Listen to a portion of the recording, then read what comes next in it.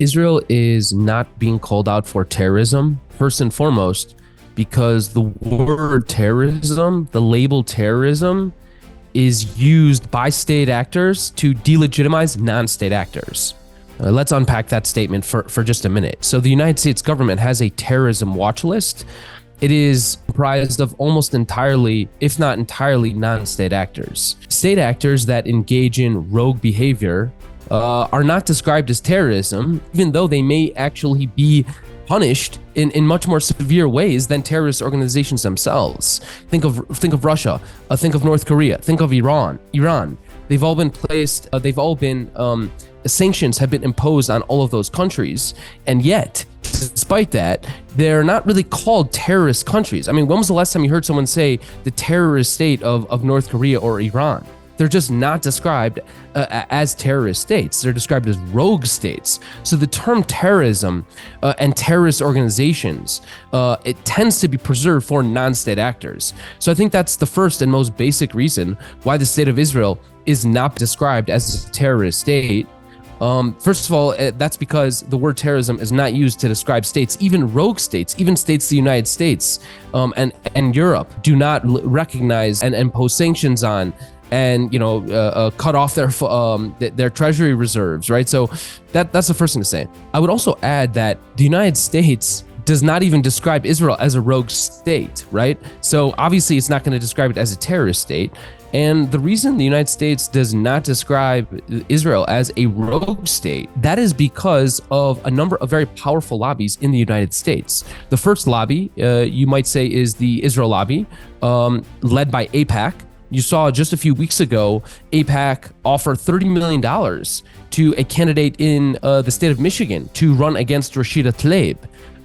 The organization has promised to put up candidates and fund the campaigns of candidates who will run against anyone speaking out on behalf of the Palestinians, anyone advocating for Palestinian human rights, anyone criticizing Israel's war on all 2.3 million people in Gaza.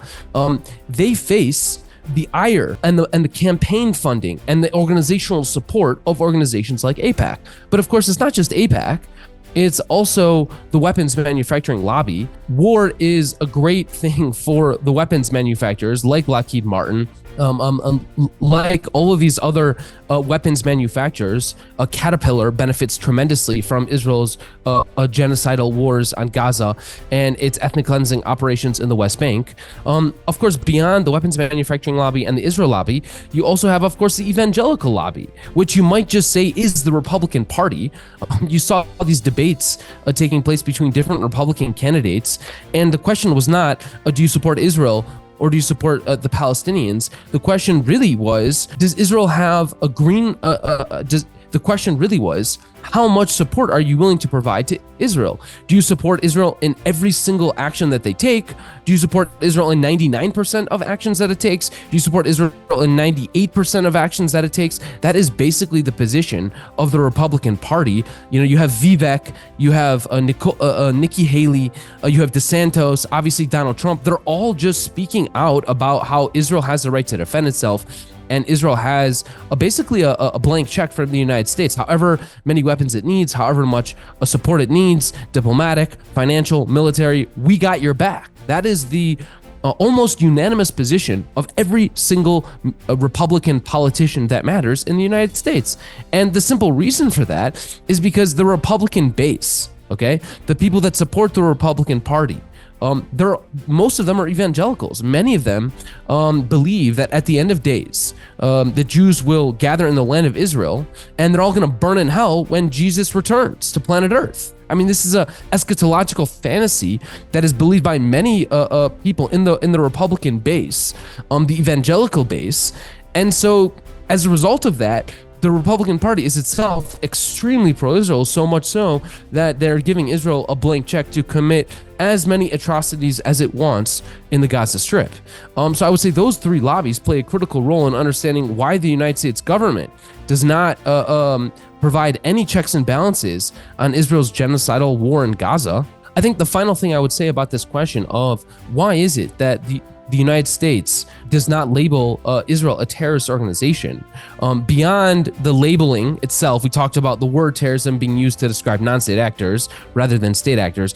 Beyond the lobby in the United States, which pushes both political parties in the United States to be strongly supportive of Israel's actions, no matter what they are, no matter how many civilians get killed.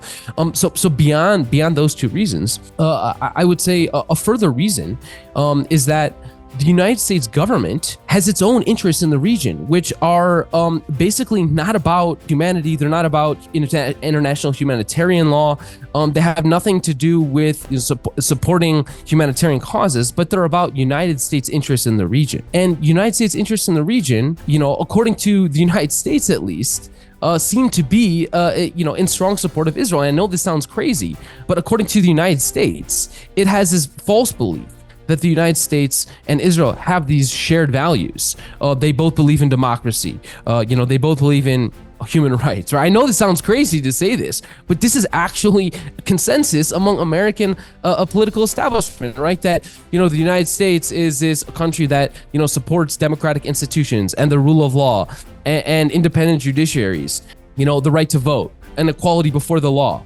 And respect for international humanitarian law, right? So the United States believes that it has these things in common with Israel, that both Israel and the United States are both supporting these values, that they have a shared set of values that may have been sort of true 50, 60, 70 years ago. But if you try and make that claim now, you're just totally disconnected from reality.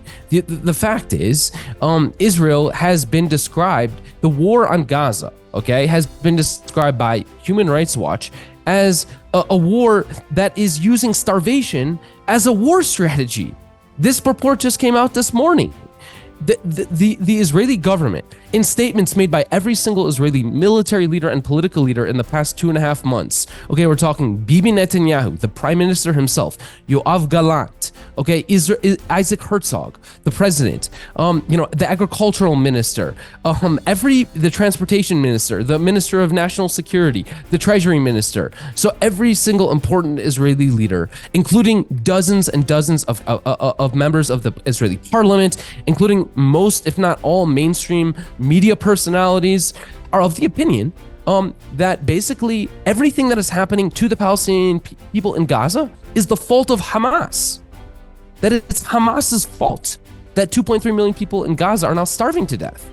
That is the Hamas is to blame for that, right? So they don't even see the Israeli government as committing any war crimes, when in fact, the consensus of the international humanitarian rights community is that Israel is now using starvation and thirst as weapons of war. And if you're and this is something the United States has shared interest in. We also value the use of starvation and thirst as a weapon of war. That's an American value. Starving innocent civilians to death is something Americans should support. It's shameful. But here we are, 2023, in a world where most American politicians still believe that the United States and Israel have shared interests. Shameful.